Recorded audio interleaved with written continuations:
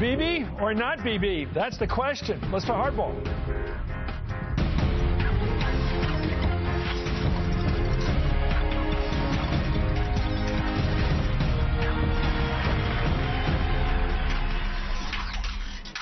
Good evening. I'm Chris Matthews in Washington. Ground zero in an historic challenge now set for 11 o'clock tomorrow morning to President Obama's leadership of this country.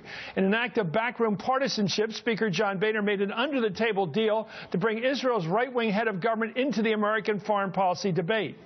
Whatever one thinks of Bibi Netanyahu, he is not here to bring unity to American policymaking. He will use charm and references to wartime Churchill, but beneath the charm and beyond it, beyond the charm and the Churchill, will be his purpose here in the Capitol tomorrow morning. He wants to kill the 11th hour effort by President Obama and his State Department to bring Iran or stop it from building nuclear weapons and the United States from another war in the Middle East. Speaking to AIPAC at its conference today, Prime Minister Netanyahu defended his speech before Congress tomorrow. Here he is. My speech is not intended to show any disrespect to President Obama or the esteemed office that he holds. I have great respect for both. Well, many American lawmakers disagree with that. They believe Netanyahu's speech is meant to be essentially disrespectful. That feeling is strong, especially among members of the Congressional Black Caucus. Congressman John Lewis said, "I think it's an affront to the president and the State Department what the speaker did," meaning inviting Netanyahu to speak behind the back of the president. Here's what some other lawmakers have said.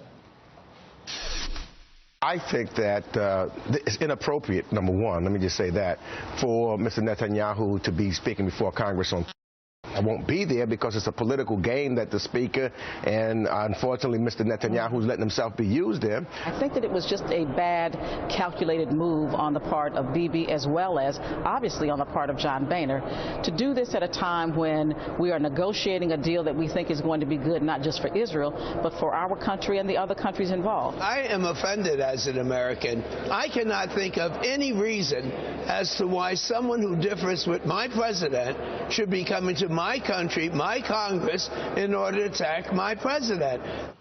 Well, according to the latest NBC Wall Street Journal poll, many Americans also take issue with the speech. By a margin of 5-3, Americans say Republican leaders should not have invited the Israeli prime minister without first notifying the White House. Most Israelis also stand opposed. According to Newsweek, a recent poll found that 54% of Israelis believe Netanyahu should not speak to Congress at this time.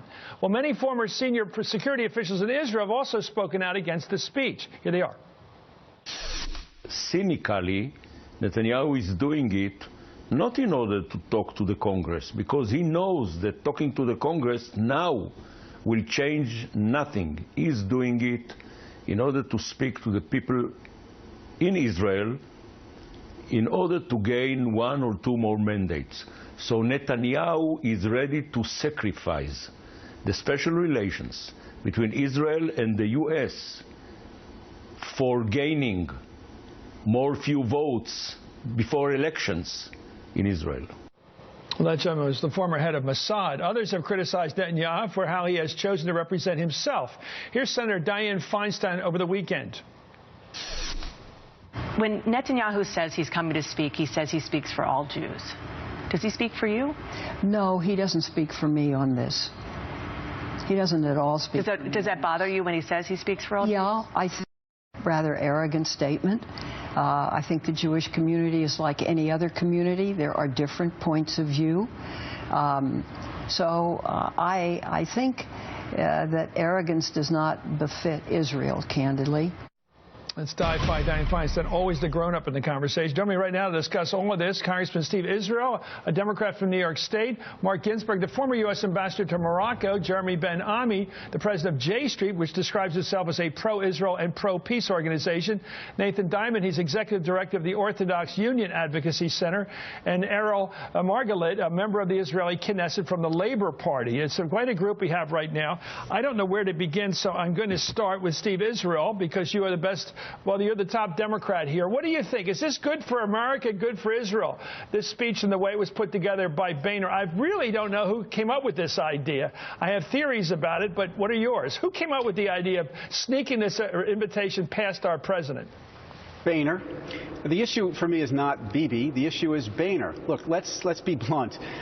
This was a trap that John Boehner tried to spring on Democrats in order to create the perception of daylight between Democrats and the state of Israel. And Chris, you've been in politics. I'm in politics. I know one thing about politics. When you know that your opponent is setting a trap, avoid the trap. I'm not going to fall into that trap. I'm going to the speech. I have been to Israel more times than John Boehner has been to a golf course, and I will not allow him to define my relationship with Israel or the perception of my relationship with Israel. Let me go to Errol Margalit. You sits right here. What do you think about this speech? Well, I think it's a mistake because I think that instead of bringing people together, it splits between the U.S. administration and the Israeli government. It creates a split between the Republicans and the Democrats in Congress, and I think that just we want to fight the notion of a threshold nuclear state of Iran, we need to bring people together instead of setting them apart at this moment. Was this purpose in setting this speech for a political goal of Bibi Netanyahu to get reelected on March 17th? I mean, this is right 2 weeks before the election. This is right on the edge of the election. Is this to get him the votes he needs to get the governing majority in the Knesset? I think so, because, you know, we're in the lead right now. The Labor Party's in the lead, and in 3 weeks we want to present a new Israeli government that would have a very different vision for the country. And right now Netanyahu is losing on the housing issues. He's losing on the economy issues. He's losing on a lot of fronts in Israel. And this is one front that he claims to be in the lead. But I think that a lot of Israelis are calling his bluff and are thinking that this is not the right manner in which a national security issue should be dealt with. We should unify people together in Israel. We should unify people together in the United States, which is our closest ally, which we rely on if we want to move things forward. Even if we have some disagreements, we need to discuss them in a manner of partnerships. Well, let's do it right now. Nathan Diament, your view of the speech and the way it was put together and the issue of Iran and the arms debate right now. Right. Well, look, the way the speech was put together was clearly regrettable. It should have been done much more carefully and should have been done in consultation, ideally, with the White House. The sad thing here is that we have a really serious issue on the table right now, which is Iran's drive to become a nuclear weapons power. And we're all getting distracted by a political circus around this debate, around the speech, how it was set up, a debate about the speech, is it about the Israeli elections, and so on and so forth. And what's happening is we're all getting distracted from the negotiations that are going on and whether we're, in fact, going to stop Iran from obtaining a nuclear weapons capacity. Well, isn't that what the administration is trying to do? Some definitely think that the administration is more than happy to have this distraction, because if they had to answer questions about... No, but to stop Iran from getting a nuclear weapon. Isn't that what this whole talk is about? Yes. However, the administration has clearly shifted the goalposts. It used to be the administration talked about we're going to have Iran dismantle its nuclear capacity, and now we're talking about how many centrifuges can they keep and what's our monitoring regime going to be. I don't, Mark Ginsburg, ambassador to Morocco under President Clinton, you and I have known each other. I don't think any American president, left, right, or center, including this president, center left, would ever be able to survive in office if there were nuclear weapons in the hands of the Ayatollah. I think everybody agrees. It's just how you avoid that happening. Absolutely, Chris. Look, the ghost of Ahmadinejad hangs over this entire trip. The Israeli public genuinely has legitimate concerns about Iran's nuclear ambitions. There's great reasons. We had them about Cuba. Of course. When they had a nuclear weapons. The fact of the matter is that Iran is a country that is constantly threatening Israel, not only with potential nuclear weapons, but also with Hamas and Hezbollah. The problem is that Mr. Netanyahu has done precisely what everyone who's just come before me said. He has obfuscated this entire issue and has turned it into a political circus. And when he speaks to Congress tomorrow, the issue to me is not what he says tomorrow, but has he in any way, shape, or form managed to do anything that would make Israel safer as a result? And I have serious doubts, and you heard General Dagan, who is the former head of Mossad, declare, as did 180 other generals in Israel, Mr. Netanyahu has elections on his mind more than he has Iran on his mind. Well, let me, Jeremy Ben-Ami, sir, I haven't met you before, but you know your stuff. Isn't the goal of Netanyahu to get reelected? Everybody wants to get reelected in politics. He will get a scorecard handed to him on March 17th. If he wins that day, then all this argument we're having here about the inappropriateness of this speech, all the arguments about Iran, which is probably more important than any of this, he wins if he gets elected. Isn't that what the game is here politically? The test? Well, clearly the fact that taking place 2 weeks before the election would indicate that the timing of the election is more important than the timing of the speech. You have to think that he could have put this speech off for 2.5, 3 weeks and come here and made the exact same case if it wasn't important to do it right before the election. And similarly, I think for the Republicans, it would have been very easy to get a bipartisan invitation and actually include the administration in it if they had wanted to. Here's the president interview with Reuters. We'll be back to you, Nathan. Here's the president with an interview with Reuters late today. He downplayed talk of a rift between the two countries in contrast to what his national security advisor said just last week. President Obama called the speech a distraction rather than permanently destructive to the relationship. Let's watch it today. As a matter of policy, we think it's a mistake for the prime minister of any country to come to speak before Congress a few weeks before they're about to have an election. It makes it look like we are taking sides. The concern is that not only does it look like it politicizes the relationship, but what's also a problem is when the topic of the Prime Minister's speech is an area where the executive branch, the U.S. President and his team, have a disagreement with the other side. I don't think it's permanently destructive. I think that it is a distraction from what should be our focus. And our focus should be, how do we stop Iran from getting a nuclear weapon? Nathan. I think it's important to realize there are 3 clocks that are running here, only one of which we've talked about. One is the Israeli election clock. The second clock is the negotiation clock, and the negotiations are at a critical phase right now, and people are looking to see what's going to happen in this month of March. And that could argue for why the Prime Minister felt he needed to come sooner rather than later. What can he, okay, good for the clock, but what can he, there's a shot clock here, I agree.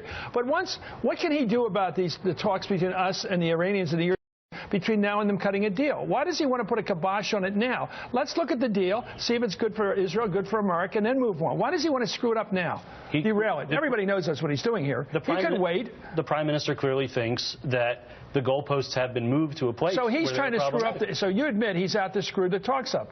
He said at AIPAC this morning that there is a clear disagreement. He doesn't want there to be any more negotiation between the United States and Iran. The Prime Minister has still said he believes a diplomatic solution is a better solution than the alternative, obviously military action. No, he has not said that. Yes, he has. No, yes. Look, we know that the Prime Minister's view is that he has not tabled any alternative to negotiations.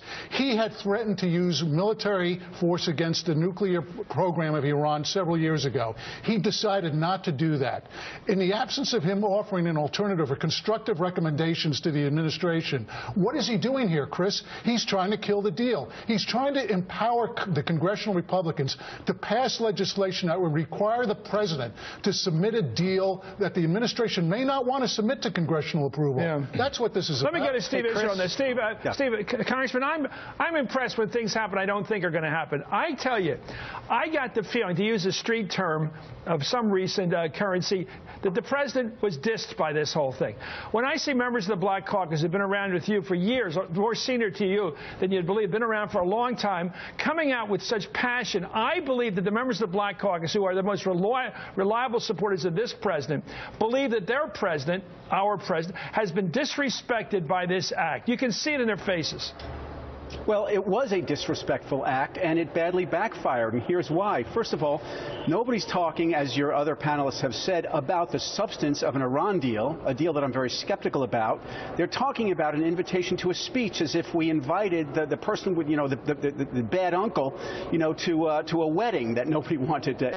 And secondly, if the strategy was to try and pressure members of Congress to oppose the deal, in many respects, it's had the opposite effect. I'm skeptical about the deal. I talk to my colleagues. I suggest to them that they should be skeptical. And now many of those colleagues who were skeptical, or at least undecided, have taken the optics of this and the invitation and the disrespect, and they're now saying, well, I may be for this deal because of how partisan this process was. So if the strategic objective was to move people into the against the Iran deal column, it actually has had the opposite effect, and that's the true tragedy and irony of this botched partisan invitation by Speaker Boehner.